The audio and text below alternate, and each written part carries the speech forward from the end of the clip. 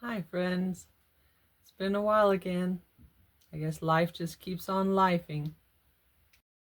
When I talked to you last, I think I just started the low FODMAP diet, and I was gonna try to use it to control some of my rheumatoid arthritis symptoms, as well as some of my gastrointestinal issues. I was also still waiting to see my new rheumatologist that I got signed up with after we moved. And the diet did help a little with my gut issues. It, I'd say, lessened some of the bloating and um, and heartburn, but not really enough to keep on eating in that very restrictive manner. So I went back to what was kind of a normal diet for me, which is still low in processed food, gluten free, and lactose free to a large extent, although I would eat cheese. Um, but I have lactose free milk and such. I did finally get to see the rheumatologist at the end of May, and he checked over my medications. We talked about my symptoms. He looked at blood work and everything, and the end result of that was that he kept me on methotrexate, 20 milligrams a week. He then also added uh, a double dose of my folic acid, so now I'm gonna have 2 milligrams of that per day.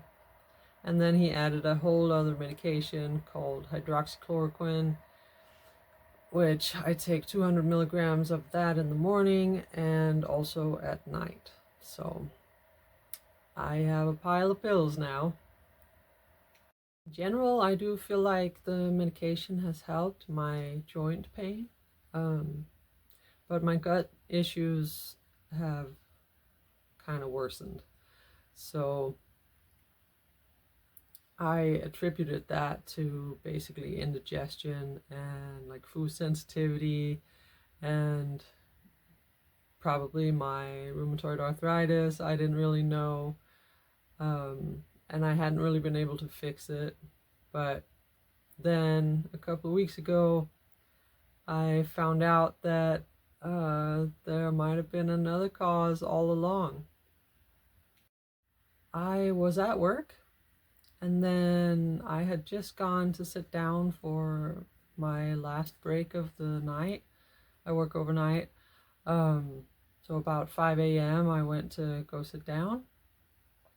And as soon as I sat down, I've got this giant wave of nausea just washing over me. And then I started just sweating profusely from my face, just cold sweat. And I was like, what is going on? Maybe I feel like I need to throw up. Maybe I ate something weird. So I went to the restroom and tried to throw up, but it wouldn't work. And then pain set in. Just excruciating, horrifying pain right under here, like right below my sternum. And it felt like just somebody took a knife and just stabbed me and then was twisting it like that. And just a stabby pain. And then also just this feeling of intense burning. It was so intense. Like, I kid you not, I just had tears just spewing out of my eyeballs like it was a cartoon.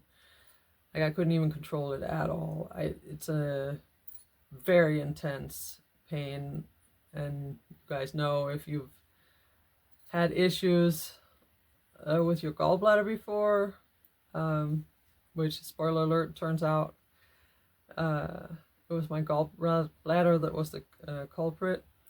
Um, but yeah, I just started crying uncontrollably. I could hardly breathe. Uh, my breathing was super shallow. I couldn't get a deep breath in at all. And I just kind of staggered to the back room to find my supervisor and told him I don't feel so well. I think I might have to leave. I think I need to go to urgent care. And he's like, well, have a seat at first, because I could barely stand. I was holding on to a shelf and kind of just standing there swaying, crying, and sweating. And he brought me a chair, and I got to sit down, and it quickly became pretty clear that there's no way you're driving yourself anywhere.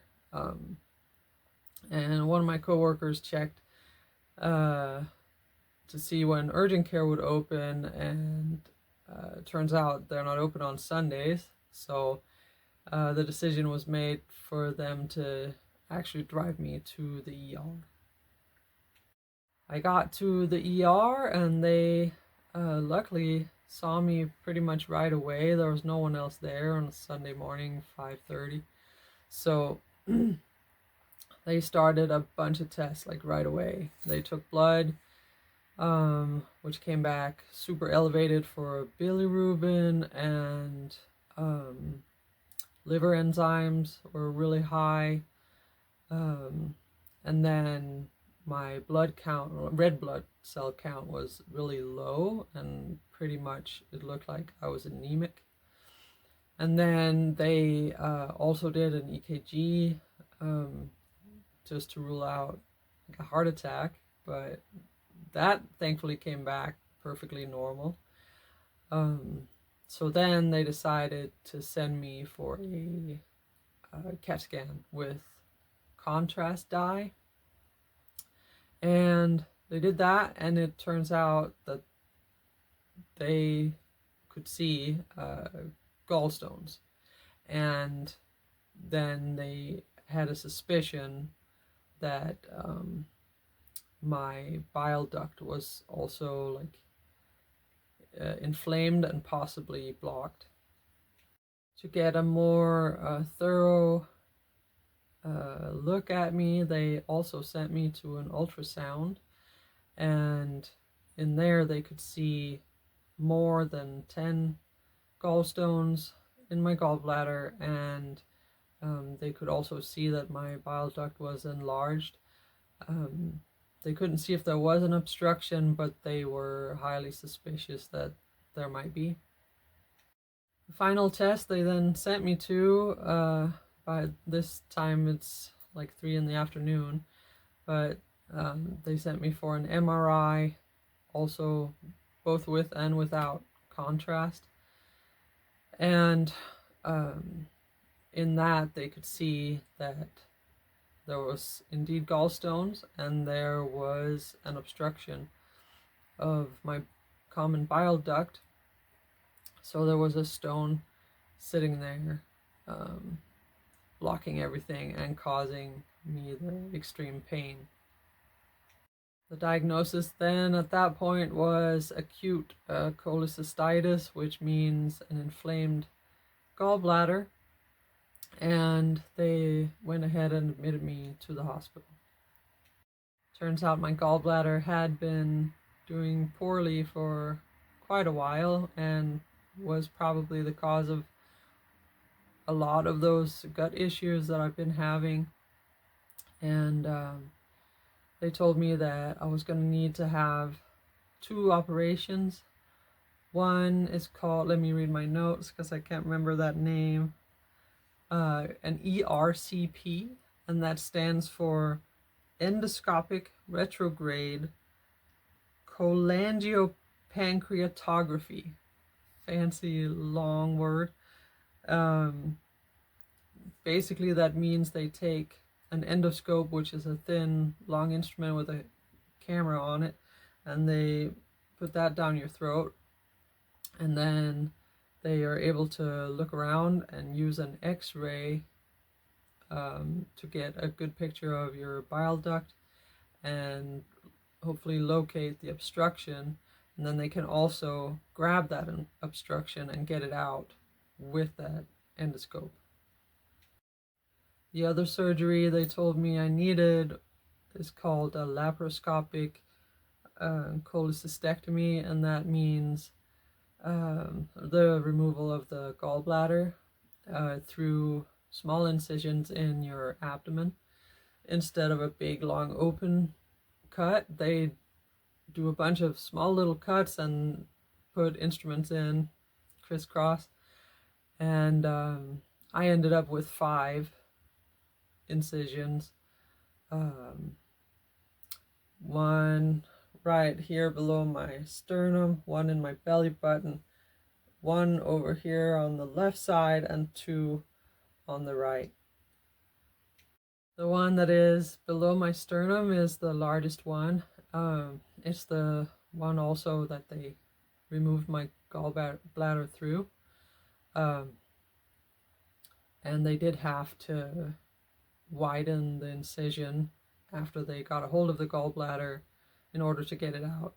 They had to cut it a little bit larger. It's still not very big, but you can sure feel it.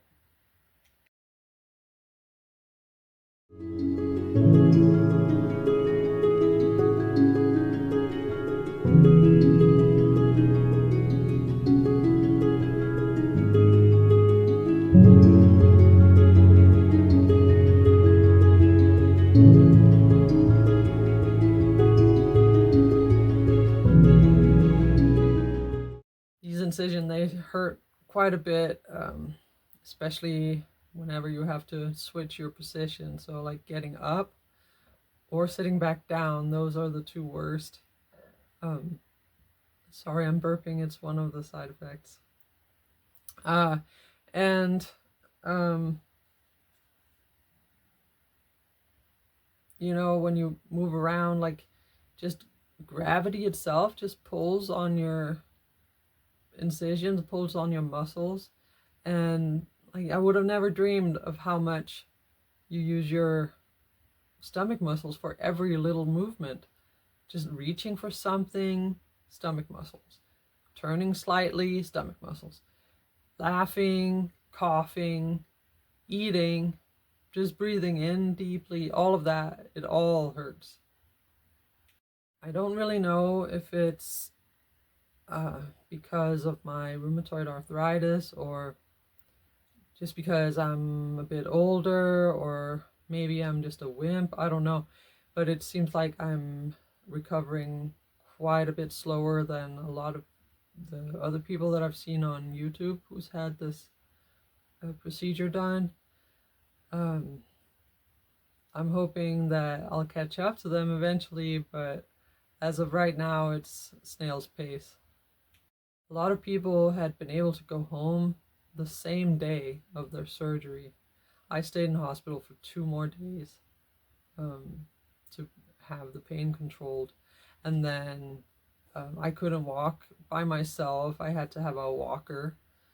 And even for the last, 10, 12 days, I've had to use a cane here at home to, like, anytime I had to move a little bit further than just down my hallway, and certainly going outside at all, like I have to have the cane, or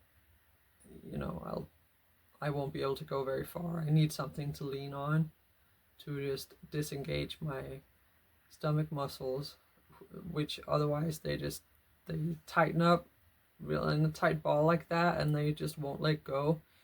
I have to consciously think about, okay, let the pressure out, relax. I have been able to stop taking the narcotic pain medicine that they gave me. They gave me oxycodone, which I really dislike taking. It's just that groggy feeling that you get, and then just I get extremely itchy and just uncomfortable in my own skin. So I hate taking them, but it was really necessary for a little bit because of the severity of the pain.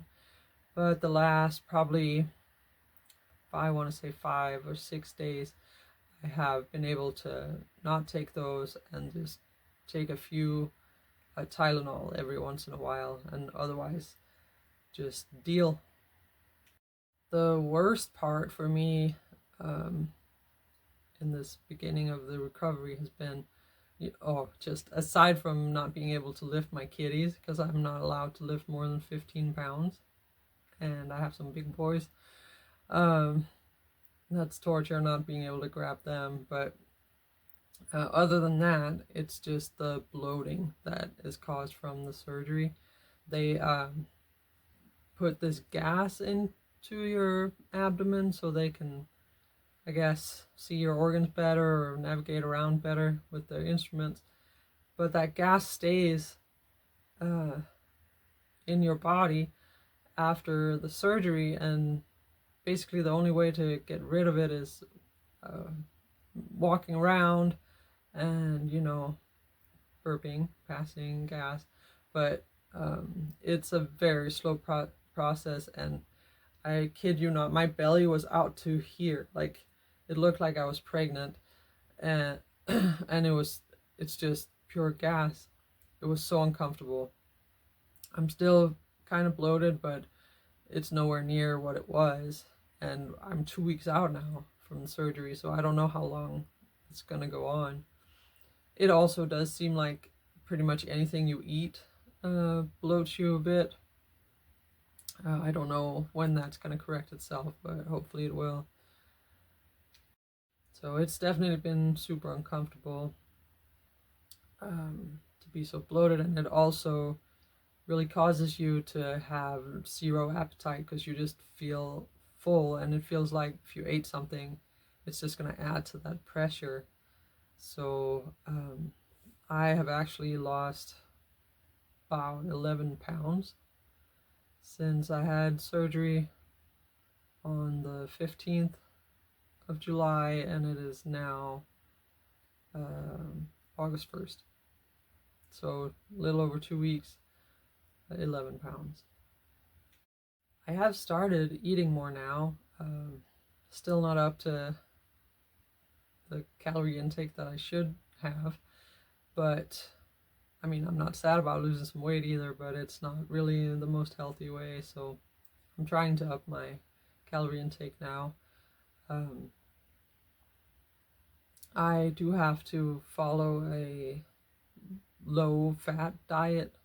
The doctor said you're going to have issues now with breaking down fat in your digestive system because that's what the gallbladder does. It stores bile that the liver produces, and then it concentrates it, and then when it's functioning normally, it'll spew out the concentrated bile whenever you eat something kind of fatty, and it'll help you break that down. But now you still have bile, but it comes directly from the liver into your intestine, and it does not get concentrated, so it can't really help you break stuff down as much as previously. So your whole system has to adapt to a new way of eating, really. For some people, I hear that they can just eat whatever they want again a certain time after surgery, but others will have to really follow a low-fat diet for, from now on. So we'll see which category I will fall into. I hope I'll get to be able to eat cheese again because it is one of my favorite foods. I'll try it at some point in moderation, of course, and see how my body reacts to it. Fortunately, I am approved now for leave from my job, so I have 4 more weeks of recovery that I can spend at home, slowly getting better, and I think I will probably need every bit of that time. I was told not to lift more than 15 pounds for that entire duration, and my job is a physical one, so until I can lift heavier stuff, I can't really return to my position such as it was. We'll see if I'm going to have to go back on light duty or if I can just start lifting normal amounts of stuff by the end of these 4 weeks. I'm thankful that I'm able to have that leave, and I'm going to make good use of this recovery time. If you have also had your gallbladder removed, please leave me a comment and let me know how your recovery is going, and if you have any tips or tricks for me to get better quickly, or figure out the new diet and things like that. What did you do? Really sincerely appreciate all of your insights. Thank you all so much for being here, and thank you all for being you. See you all next time. Bye.